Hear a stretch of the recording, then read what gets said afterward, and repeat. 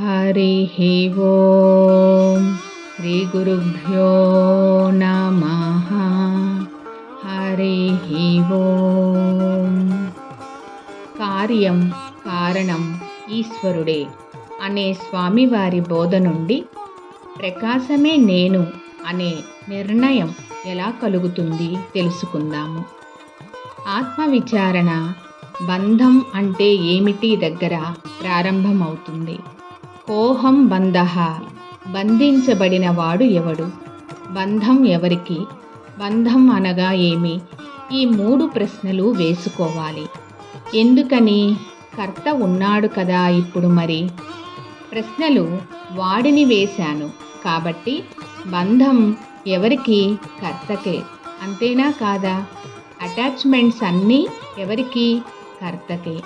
నేను తండ్రిని, నేను తల్లిని అనే కర్త ఒకడు ఉన్నాడా లేడా?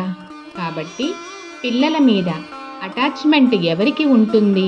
తల్లిదండ్రులకు. దానిని డిటాచ్డ్ చేయాలి. గుర్తుపెట్టుకోండి, నా పిల్లలు అనుకున్నప్పుడే అటాచ్మెంట్. అర్థమైందా?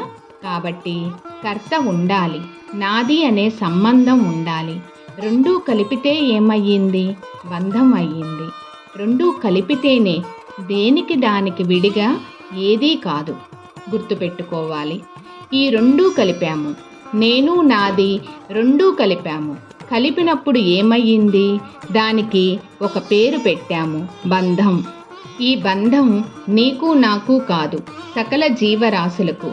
అది కుక్క కావచ్చు, మనిషి కావచ్చు, సింహం కావచ్చు, పులి కావచ్చు, సాధు జంతువులు కావచ్చు, క్రూర మృగాలు కావచ్చు, పక్షి కావచ్చు, ప్రాణులు ఏవైనా సరే వాటికి ఇవన్నీ ఉన్నాయా లేవా? మరి వాటికి కూడా అదే కుటుంబం, అదే సంసార జీవనం, అదే జననం, అదే మరణం, అదే ఆకలి, అదే నిద్ర, అదే సర్వం.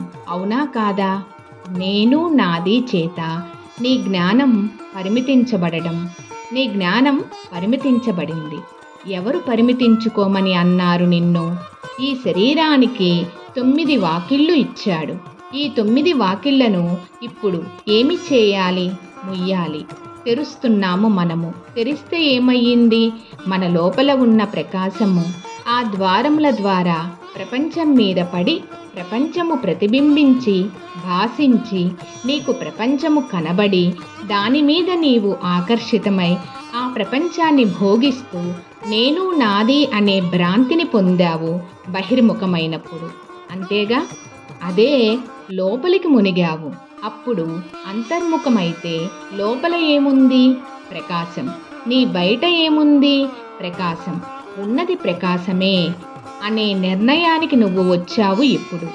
9 వాకిళ్ళు ఉన్న ఇల్లు ఉందా లేదా ఇప్పుడు? లేదు. ఎలా తెలిసింది నీకు? ఇప్పుడు అనుభవములో తెలియవలసినదే. ఎంతసేపు మాటల్లో చెప్పినా అది తెలియదు.